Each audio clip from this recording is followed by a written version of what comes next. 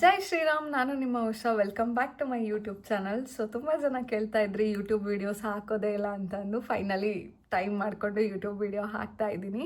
ತುಂಬ ಜನ students questions ಕೇಳಿದರು. ಸೊ ಈ ವಿಡಿಯೋ ಪೂರ್ತಿ ಅದ್ರ ರಿಲೇಟೆಡೇ ಆಗಿರುತ್ತೆ.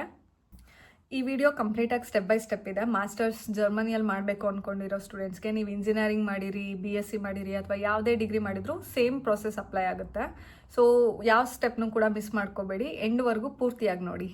So step 1, basic documents. ಏನೆಲ್ಲ ಡಾಕ್ಯುಮೆಂಟ್ಸ್ ರೆಡಿ ಇಟ್ಕೋಬೇಕು ಅಂತ. ಆ್ಯಂಡ್ ನೀವು ಅಪ್ಲಿಕೇಶನ್ ಸ್ಟಾರ್ಟ್ ಮಾಡೋಕ್ಕೂ ಮುಂಚೆನೇ ರೆಡಿ ಇಟ್ಕೊಂಡಿರಿ. ಯಾಕೆಂದರೆ ಒಂದು ಡಾಕ್ಯುಮೆಂಟ್ ಮಿಸ್ ಆದ್ರೂ ಕೂಡ ತುಂಬ ಡಿಲೇ ಆಗೋ ಚಾನ್ಸಸ್ ಇರುತ್ತೆ. ಆ್ಯಂಡ್ ಸೆಮಿಸ್ಟರ್ ಕೂಡ ಮಿಸ್ ಮಾಡ್ಕೋಬೋದು. ಹಾಗಾಗಿ ನಾನು ಇವಾಗ ಹೇಳೋ ಎಲ್ಲ ಡಾಕ್ಯುಮೆಂಟ್ಸು ರೆಡಿ ಇಟ್ಕೊಂಡಿರಿ. ಫಸ್ಟ್ ಡಾಕ್ಯುಮೆಂಟ್ ಬಂದು ವ್ಯಾಲಿಡ್ ಪಾಸ್ಪೋರ್ಟ್. ಆ್ಯಂಡ್ ಈ passport minimum validity at least 1 year ಇರಬೇಕು. ಆ್ಯಂಡ್ ಸೆಕೆಂಡ್ ಬಂದು 10th 12th bachelors marks cards and transcript. ನಿಮ್ದು ಏನಿರುತ್ತಲ್ಲ ಎಜುಕೇಷನ್ ಕಂಪ್ಲೀಟ್ ಎಲ್ಲದ್ರದ್ದು ಮಾರ್ಕ್ಸ್ ಕಾರ್ಡ್ ಇರಬೇಕು. 10th 12th ಅಥವಾ ಬ್ಯಾಚುಲರ್ಸಿಂದು. ಆ್ಯಂಡ್ ಟ್ರಾನ್ಸ್ಕ್ರಿಪ್ಟ್ ಅವೈಲೇಬಲ್ ಇದ್ದರೆ ಅದನ್ನೂ ಕೂಡ ತೊಗೊಂಡಿಟ್ಕೊಂಡಿರಿ. ನಿಮ್ಮದು ಫೈನಲ್ ಸೆಮ್ ಮಾರ್ಕ್ಸ್ ಕಾರ್ಡ್ ಇನ್ನೂ ಅವೈಲೇಬಲ್ ಇಲ್ಲ ಅಂತ ಅಂದರೆ ಪ್ರೊವಿಷನಲ್ ಡಿಗ್ರಿ ಸರ್ಟಿಫಿಕೇಟ್ ಅಂತ ಕೊಡ್ತಾರೆ ಯೂನಿವರ್ಸಿಟಿಯಲ್ಲಿ, ಅದನ್ನು ತೊಗೊಂಡಿಟ್ಕೊಂಡಿರಿ. ಆ್ಯಂಡ್ ಲ್ಯಾಂಗ್ವೇಜ್ ಸ್ಕೋರಿಂದು ಸರ್ಟಿಫಿಕೇಟು, IELTS ಅಥವಾ TOEFL ಅಥವಾ ನೀವು ಜರ್ಮನ್ ಕೋರ್ಸಿಗೆ ಅಪ್ಲೈ ಮಾಡ್ತಾ ಇದ್ದರೆ ಜರ್ಮನ್ ರಿಲೇಟೆಡ್ ಏನು ನಿಮ್ಮ ಯೂನಿವರ್ಸಿಟಿಯವರು ಕೇಳಿರ್ತಾರಲ್ಲ, B1 B2 ಲೆವೆಲ್ ಸರ್ಟಿಫಿಕೇಟ್ ಈ ಥರ ಅದೇನು ಬೇಕೋ ಅದನ್ನು ರೆಡಿ ಮಾಡ್ಕೊಂಡಿಟ್ಕೊಂಡಿರಿ. ಆ್ಯಂಡ್ ನೆಕ್ಸ್ಟ್ ಬಂದು ಅಪ್ಡೇಟೆಡ್ CV ಇರಬೇಕು. ಆ್ಯಂಡ್ ಇದು ಕಂಪ್ಲೀಟ್ ಯೂರೋಪಾಸ್ ಫಾರ್ಮ್ಯಾಟಲ್ಲಿರಬೇಕು. ಆ್ಯಂಡ್ ನೆಕ್ಸ್ಟ್ ಬಂದು ಸ್ಟೇಟ್ಮೆಂಟ್ ಆಫ್ ಪರ್ಪಸ್, ಅಂದರೆ ನೀವು ಜರ್ಮನಿಗೆ ಯಾಕೆ ಬರಬೇಕು ಅಂದ್ಕೊಂಡಿದ್ದೀರಾ, ಯಾಕೆ ಇಲ್ಲಿ ಓದಬೇಕು ಅಂದ್ಕೊಂಡಿದ್ದೀರಾ ಅನ್ನೋ ಒಂದು ಪರ್ಪಸ್ಗೆ ಒಂದು ಲೆಟರ್ ಬರೆದಿಟ್ಕೋಬೇಕು. ಆ್ಯಂಡ್ ಲೆಟರ್ ಆಫ್ ರೆಕಮೆಂಡೇಷನ್ಸ್, ನೀವಿಲ್ಲಿ ಯಾವ ಕೋರ್ಸಿಗೆ ಅಪ್ಲೈ ಮಾಡಬೇಕು ಅಂದ್ಕೊಂಡಿದ್ದೀರೋ ಅದ್ರ ರಿಲೇಟೆಡ್ ಏನು HOD ಅಥವಾ ಪ್ರೊಫೆಸರ್ಸ್ ಇರ್ತಾರೋ ಅವ್ರ ಹತ್ರ ಒಂದು 2-3 ಜನದ ಹತ್ರ ಲೆಟರ್ ಆಫ್ ರೆಕಮೆಂಡೇಷನ್ ಇಟ್ಕೊಂಡಿರಿ. ಆ್ಯಂಡ್ ನಿಮಗೆ ವರ್ಕ್ ಎಕ್ಸ್ಪೀರಿಯನ್ಸ್ ಇದ್ದರೆ, ಅಕಸ್ಮಾತ್ ವರ್ಕ್ ಮಾಡ್ತಾ ಇದ್ದರೆ ವರ್ಕ್ ಎಕ್ಸ್ಪೀರಿಯನ್ಸ್ ಸರ್ಟಿಫಿಕೇಟ್ ತೊಗೊಳ್ಳಿ. ನೆಕ್ಸ್ಟ್ ಡಾಕ್ಯುಮೆಂಟ್ ಬಂದು ಬಯೋಮೆಟ್ರಿಕ್ ಫೋಟೋಸ್. ಆ್ಯಂಡ್ ನೆಕ್ಸ್ಟ್ ಬಂದು APS ಸರ್ಟಿಫಿಕೇಟ್. ಇದನ್ನು ಇಂಡಿಯನ್ ಸ್ಟೂಡೆಂಟ್ಸ್ಗೆ ಮ್ಯಾಂಡೇಟರಿ ಮಾಡಿದ್ದಾರೆ. ಆ್ಯಂಡ್ ನೀವು ಯೂನಿವರ್ಸಿಟಿಗೆ ಅಪ್ಲೈ ಮಾಡೋಕ್ಕಾಗಿರ್ಬೋದು ಅಥವಾ ವೀಸಾಗೆ ಅಪ್ಲೈ ಮಾಡೋಕ್ಕಾಗಿರ್ಬೋದು APS ಕಂಪಲ್ಸರಿ ಇದೆ. ಸೊ APSನ ರೆಡಿ ಮಾಡ್ಕೊಂಡು ಇಟ್ಕೊಳ್ಳಿ. ಆ್ಯಂಡ್ ಇವಾಗ ಏನು ಹೇಳಿದ್ನಲ್ಲ ಎಲ್ಲ ಡಾಕ್ಯುಮೆಂಟ್ಸ್ದು ಒಂದು ಸ್ಕ್ಯಾನ್ಡ್ ಸಾಫ್ಟ್ ಕಾಪಿ ಇಟ್ಕೊಂಡಿರಿ. ಯಾಕೆಂದರೆ ತುಂಬಾ ಈಸಿ ಆಗುತ್ತೆ, ಪ್ರೋಸೆಸ್ ಎಲ್ಲ ನಿಮ್ಮದು ಸ್ಮೂತಾಗಿ ಹೋಗುತ್ತೆ. ಸ್ಟೆಪ್ 2, ಯೂನಿವರ್ಸಿಟೀಸ್ ಮತ್ತು ಕೋರ್ಸಸ್ ಶಾರ್ಟ್ ಲಿಸ್ಟ್ ಮಾಡಿ ಇಟ್ಕೊಳ್ಳೋದು. ಜರ್ಮನಿಯಲ್ಲಿ 2 ಥರ ಯೂನಿವರ್ಸಿಟೀಸ್ ಇರುತ್ತೆ, TU ಮತ್ತು ಇನ್ನೊಂದು ಅಪ್ಲೈಡ್ ಸೈನ್ಸಸ್ ಅಂತ. TU ಅಲ್ಲಿ ರಿಸರ್ಚ್ ಓರಿಯೆಂಟೆಡ್ ಜಾಸ್ತಿ ಇರುತ್ತೆ, ಥಿಯರಿ ಜಾಸ್ತಿ ಇರುತ್ತೆ. ಆ್ಯಂಡ್ ಅಪ್ಲೈಡ್ ಸೈನ್ಸಸ್ಸಲ್ಲಿ ಇಂಡಸ್ಟ್ರಿಯಲ್ ರಿಲೇಟೆಡ್ ಆ್ಯಂಡ್ ಪ್ರಾಕ್ಟಿಕಲ್ ಜಾಸ್ತಿ ಇರುತ್ತೆ. ಸೊ ನೆಕ್ಸ್ಟ್ ಬಂದು ಇಂಟೇಕ್ಸ್. ಜರ್ಮನ್ ಯೂನಿವರ್ಸಿಟೀಸ್ಗೆ ಅಪ್ಲೈ ಮಾಡುವಾಗ 2 ಇಂಟೇಕ್ಸ್ ಇರುತ್ತೆ, ಒಂದು ವಿಂಟರ್ ಇಂಟೇಕ್, ಇನ್ನೊಂದು ಸಮ್ಮರ್ ಇಂಟೇಕ್. ವಿಂಟರ್ ಇಂಟೇಕು ಅಕ್ಟೋಬರಲ್ಲಿ ಸ್ಟಾರ್ಟ್ ಆಗುತ್ತೆ. ಆ್ಯಂಡ್ ಮೇನ್ ಇಂಟೇಕ್ ಆಗಿರೋದ್ರಿಂದ ತುಂಬ ಕೋರ್ಸಸ್ ಅವೈಲೇಬಲ್ ಇರುತ್ತೆ. ಬಟ್ ಸಮ್ಮರ್ ಇಂಟೇಕು ತುಂಬ ಲಿಮಿಟೆಡ್ ಕೋರ್ಸಸ್ ಇರುತ್ತೆ. ಆ್ಯಂಡ್ ಡೆಡ್ಲೈನ್ಸ್ ನೀವು ಯೂನಿವರ್ಸಿಟಿ ಮೇಲೆ ಡಿಪೆಂಡ್ ಇರುತ್ತೆ. ನೀವು ಯಾವ ಯೂನಿವರ್ಸಿಟಿಗೆ ಅಪ್ಲೈ ಮಾಡ್ತಾ ಇರ್ತೀರೋ ಡೆಡ್ಲೈನ್ ಚೆಕ್ ಮಾಡಿಕೊಂಡು ಅಪ್ಲೈ ಮಾಡಿ. ಯೂನಿವರ್ಸಿಟಿ ಶಾರ್ಟ್ ಲಿಸ್ಟ್ ಮಾಡೋಕ್ಕೂ ಕೂಡ ಡಾರ್ಡ್ ವೆಬ್ಸೈಟ್ ಲಿಂಕ್ನ ನಾನು ಡಿಸ್ಕ್ರಿಪ್ಷನಲ್ಲಿ ಆ್ಯಡ್ ಮಾಡಿರ್ತೀನಿ, ಚೆಕ್ ಮಾಡಿ. ಸೊ ಸ್ಟೆಪ್ 3 ಬಂದು ಲ್ಯಾಂಗ್ವೇಜ್ ರಿಕ್ವೈರ್ಮೆಂಟ್ಸ್. ನೀವು ಅಕಸ್ಮಾತ್ ಇಂಗ್ಲೀಷ್ ಲ್ಯಾಂಗ್ವೇಜ್ ಕೋರ್ಸ್ಗೆ ಅಪ್ಲೈ ಮಾಡ್ತಾ ಇದ್ರೆ 2 ಥರ ಎಕ್ಸಾಮ್ ಇರುತ್ತೆ, ಒಂದು IELTS ಇನ್ನೊಂದು TOEFL. IELTS ಅಲ್ಲಿ ಮಿನಿಮಮ್ 6.5 ಬ್ಯಾಂಡ್ ಇರಬೇಕು. ಆ್ಯಂಡ್ ಇದರಲ್ಲಿ 4 ಸೆಕ್ಷನ್ ಇರುತ್ತೆ. 4 ಸೆಕ್ಷನಲ್ಲಿ ಮಿನಿಮಮ್ 6 ಬ್ಯಾಂಡ್ ಸ್ಕೋರ್ ಮಾಡಲೇಬೇಕಾಗುತ್ತೆ ನೀವು. ಇನ್ನೊಂದು TOEFL ಎಕ್ಸಾಮು, ಇದರಲ್ಲಿ ಅರೌಂಡ್ 90 to 95 ಸ್ಕೋರ್ ಮಾಡಲೇಬೇಕು ನೀವು. ಕೆಲವೊಂದು ಯೂನಿವರ್ಸಿಟೀಸಲ್ಲಿ ಮೀಡಿಯಮ್ ಆಫ್ ಇನ್ಸ್ಟ್ರಕ್ಷನ್ ಸರ್ಟಿಫಿಕೇಟ್ ತಗೋತಾರೆ. ಅಂದರೆ ನೀವೇನು ಸ್ಕೂಲಲ್ಲಿ ಕಾಲೇಜಲ್ಲಿ ಓದಿರ್ತೀರಲ್ಲ, ಇಂಗ್ಲೀಷ್ ಮೀಡಿಯಮಲ್ಲಿ ಓದಿರ್ತೀರ ಅನ್ನೋ ಸರ್ಟಿಫಿಕೇಟ್ನ ಆಕ್ಸೆಪ್ಟ್ ಮಾಡ್ತಾರೆ. ಬಟ್ ನಾನು ರೆಫರ್ ಮಾಡೋದು ಅಥವಾ ತುಂಬ ಯೂನಿವರ್ಸಿಟೀಸ್ ಕೇಳೋದೆ IELTS TOEFL ಒಂದು ಸರ್ಟಿಫಿಕೇಟ್ನ. ಸೊ ಏನಕ್ಕಾಗಿ APS ಅಂತಂದರೆ, ಮುಂಚೆ ಎಲ್ಲ ಯೂನಿವರ್ಸಿಟೀಸ್ಗೆ ಅಪ್ಲೈ ಮಾಡುವಾಗ ಲಾಯರ್ ಹತ್ರ ಅಟೆಸ್ಟ್ ಮಾಡಿಸ್ಬಿಟ್ಟು ಯೂನಿವರ್ಸಿಟೀಸ್ಗೆ ನಮ್ಮ ಡಾಕ್ಯುಮೆಂಟ್ಸ್ನ ಕಳಿಸ್ತಾ ಇದ್ವಿ.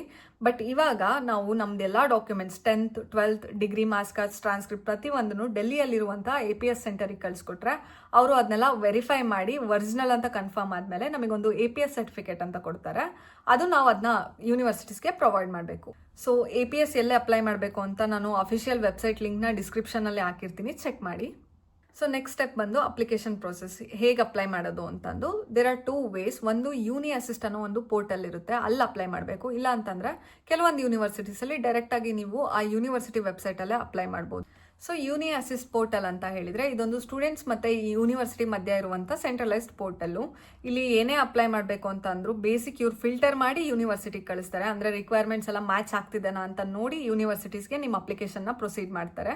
ಇದಕ್ಕೆ ಅಪ್ಲೈ ಮಾಡಲಿಕ್ಕೆ ನೀವು ಫೀಸ್ ಪೇ ಮಾಡಬೇಕಾಗುತ್ತೆ. ಫಸ್ಟ್ ಯೂನಿವರ್ಸಿಟಿಗೆ ಅಪ್ಲೈ ಮಾಡೋಕ್ಕೆ 75 euros ಅಂದರೆ 7,500 ರೂಪಾಯಿ ತಗೋತಾರೆ.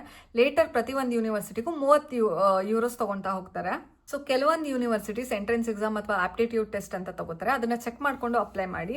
ಆ್ಯಂಡ್ ಸೇಫರ್ ಸೈಡ್ಗೆ 5 to 7 ಯೂನಿವರ್ಸಿಟೀಸ್ಗೆ ಅಪ್ಲೈ ಮಾಡಿರಿ. ಆ್ಯಂಡ್ ಯೂನಿ ಅಸಿಸ್ಟ್ದು ಅಫಿಷಿಯಲ್ ವೆಬ್ಸೈಟ್ ಲಿಂಕ್ ಕೂಡ ಡಿಸ್ಕ್ರಿಪ್ಷನಲ್ಲಿ ಪ್ರೊವೈಡ್ ಮಾಡಿದ್ದೀನಿ, ಚೆಕ್ ಮಾಡಿ. ಸೊ ನೆಕ್ಸ್ಟ್ ಸ್ಟೆಪ್ ಬಂದು ನೀವು ಸೆಲೆಕ್ಟ್ ಆಗಿತ್ತು ಅಂದರೆ ನಿಮಗೆ ಆಫರ್ ಲೆಟರ್ ಕಳಿಸ್ತಾರೆ. ಆಫರ್ ಲೆಟರ್ ಜೊತೆ ನಿಮಗೆ ಫೀಸ್ ಎಷ್ಟು ಪೇ ಮಾಡಬೇಕು ಆ್ಯಂಡ್ ಯಾವ್ಯಾವ ಡಾಕ್ಯುಮೆಂಟ್ಸ್ನ ನೀವು ಯೂನಿವರ್ಸಿಟಿಗೆ ಸಬ್ಮಿಟ್ ಮಾಡಬೇಕು ಅಂತೆಲ್ಲ ಹೇಳಿರ್ತಾರೆ. ಅದೆಲ್ಲ ನೀವು ಸಬ್ಮಿಟ್ ಮಾಡಿಕೊಂಡು ಫೀಸ್ ಎಲ್ಲ ಪೇ ಮಾಡಬೇಕಾಗುತ್ತೆ ಮುಂಚೆನೇ. ಆ್ಯಂಡ್ ಫೀಸ್ ಪೇ ಮಾಡೋಕ್ಕೂ ಕೂಡ ಡೆಡ್ಲೈನ್ ಇಕ್ಕಿರ್ತಾರೆ. ಸೊ ಡೆಡ್ಲೈನ್ ಚೆಕ್ ಮಾಡಿ, ಅದಕ್ಕೂ ಮುಂಚೆನೇ ಫೀಸ್ ಪೇ ಮಾಡಿರಿ. ಸೊ ನೆಕ್ಸ್ಟ್ ಸ್ಟೆಪ್ ಬಂದು ಬ್ಲಾಕ್ಡ್ ಅಕೌಂಟ್. ನೀವು ಜರ್ಮನಿಯಲ್ಲಿ ಸ್ಟೂಡೆಂಟ್ ವೀಸಾಗೆ ಅಪ್ಲೈ ಮಾಡ್ತೀರಾ ಅಂತ ಹೇಳಿದರೆ ನಿಮಗೆ ಫಿನಾನ್ಷಿಯಲಿ ಸ್ಟೆಬಿಲಿಟಿ ಇದೆ ಅಂತ ತೋರಿಸ್ಕೊಳ್ಳೋಕ್ಕೆ 1 ವರ್ಷಕ್ಕೆ ನೀವು ನಿಮ್ಮ ಬ್ಲಾಕ್ಡ್ ಅಕೌಂಟಲ್ಲಿ 11,208 ಯೂರೋಸ್ನ ಡೆಪಾಸಿಟ್ ಮಾಡಿರ್ತೀರಾ. ಆ್ಯಂಡ್ ಬ್ಲಾಕ್ಡ್ ಅಕೌಂಟ್ ಎಲ್ಲಿ ಕ್ರಿಯೇಟ್ ಮಾಡೋದು ಅಂತ ಎಷ್ಟೊಂದು ಬ್ಯಾಂಕ್ಸ್ ಪ್ರೊವೈಡ್ ಮಾಡ್ತಾರೆ. ನಿಮಗೆ ಯಾವುದು ಬೆಸ್ಟ್ ಅನಿಸುತ್ತೋ ಅದರಲ್ಲಿ ನೀವು ಬ್ಲಾಕ್ಡ್ ಅಕೌಂಟ್ ಕ್ರಿಯೇಟ್ ಮಾಡ್ಕೊಳ್ಳಿ.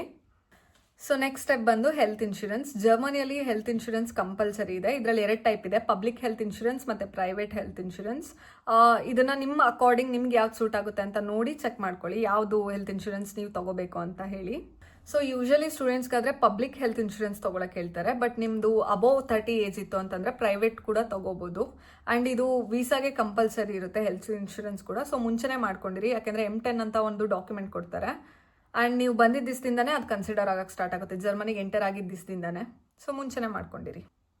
ಸೊ ನೆಕ್ಸ್ಟ್ ಸ್ಟೆಪ್ ಬಂದು ವೀಸಾ ಅಪಾಯಿಂಟ್ಮೆಂಟ್ ಸಿಗೋದು ತುಂಬಾ ಕಷ್ಟ. ಸೊ ನಿಮ್ಮದು ಆಫರ್ ಲೆಟರ್ ಬಂದಿದ್ದು ನೆಕ್ಸ್ಟ್ ದಿನದಿಂದನೇ ವೀಸಾ ಪ್ರೊಸೆಸ್ ಸ್ಟಾರ್ಟ್ ಮಾಡಿ. ಸೊ ನೀವು ವೀಸಾಗೆ ಏನೇನು ಡಾಕ್ಯುಮೆಂಟ್ಸ್ ತೊಗೊಂಡೋಗ್ಬೇಕು ಅಂತ ಅಫಿಷಿಯಲ್ ವೆಬ್ಸೈಟಲ್ಲೇ ನಿಮಗೆ ಚೆಕ್ ಲಿಸ್ಟ್ ಸಿಗುತ್ತೆ. ಅದರದ್ದು ಡಿಸ್ಕ್ರಿಪ್ಷನಲ್ಲಿ ನಾನು ಮೆನ್ಷನ್ ಮಾಡಿರ್ತೀನಿ, ಲಿಂಕ್ನ ಚೆಕ್ ಮಾಡಿ. ಆ್ಯಂಡ್ ವೀಸಾಗೆ 75 ಯೂರೋಸ್ ಫೀಸ್ ಇರುತ್ತೆ. ಸೊ ನೆಕ್ಸ್ಟ್ ಸ್ಟೆಪ್ ಬಂದು ಅಕೊಮಡೇಷನ್. ಇಲ್ಲಿ ಮನೆ ಸಿಗೋದು ಜರ್ಮನಿಯಲ್ಲಿ ತುಂಬಾ ಕಷ್ಟ, ಯಾಕೆಂತಂದರೆ ವಿಂಟರ್ ಇಂಟೆಕಲ್ಲಿ ತುಂಬ ಜನ ಸ್ಟೂಡೆಂಟ್ಸ್ ಬರ್ತಾ ಇರೋದ್ರಿಂದ ತುಂಬ ಚಾಲೆಂಜಿಂಗ್ ಆಗಿರುತ್ತೆ ಮನೆ ಹುಡ್ಕೋದು. ಸೊ ಬೇಸಿಕಲಿ ನೀವು 2-3 ಥರ ಮನೆ ಹುಡುಕ್ಬೋದು. ಒಂದು ಯೂನಿವರ್ಸಿಟಿಯಲ್ಲಿ ಸ್ಟೂಡೆಂಟ್ ಡೌನ್ ವರ್ಕ್ ಅಂತ ಇರುತ್ತೆ. ಯೂನಿವರ್ಸಿಟಿಯಲ್ಲಿ ಸ್ಟೂಡೆಂಟ್ ಡಾಮ್ಸ್ಗೆ ಅಪ್ಲೈ ಮಾಡೋಕ್ಕೆ ತುಂಬಾ ವೇಟಿಂಗ್ ಲಿಸ್ಟ್ ಇರುತ್ತೆ. ಸೊ ನಿಮ್ಮ ಯೂನಿವರ್ಸಿಟಿ ವೆಬ್ಸೈಟಲ್ಲೇ ಅದ್ರ ರಿಲೇಟೆಡ್ ಲಿಂಕ್ ಕೊಟ್ಟಿರ್ತಾರೆ, ಅದರಲ್ಲಿ ಚೆಕ್ ಮಾಡ್ಕೊಳ್ಳಿ. ಆ್ಯಂಡ್ ಆದಷ್ಟು ಬೇಗನೆ ಅಪ್ಲೈ ಮಾಡಿ ಅದಕ್ಕೆ. ಆ್ಯಂಡ್ ಇನ್ನೊಂದು ವೇಗೆ ಅಂತ ಇರುತ್ತೆ. ವೇಗೆ ಅಂತ ಅಂದರೆ ಯೂಶಲಿ ಶೇರ್ಡ್ ಫ್ಲ್ಯಾಟು, ಒಬ್ಬರು 3 ಜನ ಜೊತೆ ಎಲ್ಲ ನೀವು ಒಂದು 3 BHK ಫ್ಲ್ಯಾಟ್ನ ಶೇರ್ ಮಾಡ್ಕೋಬೋದು. ಆ್ಯಂಡ್ ಇನ್ನೊಂದು ಬಂದು ಪ್ರೈವೇಟ್ ಅಪಾರ್ಟ್ಮೆಂಟ್, ಬಟ್ ಇದು ತುಂಬಾ ಎಕ್ಸ್ಪೆನ್ಸಿವ್ ಆಗಿರುತ್ತೆ. ಸೊ ಸ್ಟೂಡೆಂಟ್ ಆ್ಯಂಡ್ ಡಾಮ್ಸ್ನ ನೀವು ನಿಮ್ಮ ಯೂನಿವರ್ಸಿಟಿ ಪೋರ್ಟಲಲ್ಲಿ ಲಿಂಕ್ ಇರುತ್ತೆ, ಸೊ ಅದರಲ್ಲಿ ಚೆಕ್ ಮಾಡ್ಕೋಬೋದು. ಬಟ್ ವೇಗೆಸ್ ಹೆಂಗೆ ಹುಡ್ಕೋದು ಅಂದರೆ ವೇಗೆ ಗೆಸುಪ್ಟ್ ಅನ್ನೋ ಒಂದು ಆ್ಯಪ್ ಇರುತ್ತೆ, ಅದ್ರದ್ದು ಲಿಂಕ್ ನಾನು ಪ್ರೊವೈಡ್ ಮಾಡಿರ್ತೀನಿ ಡಿಸ್ಕ್ರಿಪ್ಷನಲ್ಲಿ, ಅದನ್ನು ಚೆಕ್ ಮಾಡ್ಕೊಳ್ಳಿ.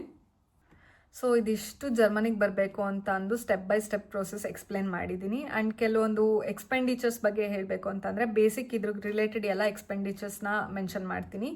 ಸೊ ನಿಮಗೆ ಜಸ್ಟ್ ಪ್ರಿಪ್ರೇಷನ್ ಕಾಸ್ಟ್ ಎಷ್ಟಾಗುತ್ತೆ ಅಂತ ಎಕ್ಸ್ಪ್ಲೇನ್ ಮಾಡ್ತಾ ಹೋಗ್ತೀನಿ. ಅಂದರೆ ನೀವು ಅಪ್ಲಿಕೇಶನ್ ಪ್ರೋಸೆಸ್ ಎಲ್ಲ ಸ್ಟಾರ್ಟ್ ಮಾಡಿ ನಿಮಗೆ ಆಫರ್ ಲೆಟರ್ ಕೈಗೆ ಬಂದು ಸೇರೋ ಅಷ್ಟರೊಳಗೆ ವೀಸಾಗೆ ಅಪ್ಲೈ ಮಾಡೋಕ್ಕೆ ಏನೆಲ್ಲ ಎಕ್ಸ್ಪೆಂಡಿಚರ್ ಖರ್ಚಾಗಿರುತ್ತೆ ಅಂತ. ಸೊ IELTS ಮತ್ತು TOEFL ಎಕ್ಸಾಮ್ಗೆ 18,000 ರೂಪಾಯಿ, APS ಫೀಸ್ ಬಂದು 18,000 ರೂಪಾಯಿ ಇರುತ್ತೆ. ಯೂನಿ ಅಸಿಸ್ಟ್ಗೆ 15,000 ರಿಂದ 25,000 ಇರುತ್ತೆ. ಆ್ಯಂಡ್ ಸೆಮಿಸ್ಟರ್ ಕಾಂಟ್ರಿಬ್ಯೂಷನ್ 25,000 ರಿಂದ 40,000ವರೆಗೂ ಇರುತ್ತೆ. ಆ್ಯಂಡ್ ಬ್ಲಾಕ್ಡ್ ಅಕೌಂಟಲ್ಲಿ 11,208 ಯೂರೋ ಅಂದರೆ 11.5 ಲಕ್ಷ ಅಷ್ಟು ಬ್ಲಾಕ್ಡ್ ಅಕೌಂಟಲ್ಲಿ ನೀವು ಡೆಪಾಸಿಟ್ ಮಾಡಬೇಕಾಗುತ್ತೆ. ಸೊ ಟೋಟಲ್ ಆಗಿ ನಿಮಗೆ 12 ರಿಂದ 14 ಲಕ್ಷದವರೆಗೂ ಕಾಸ್ಟ್ ಇರುತ್ತೆ.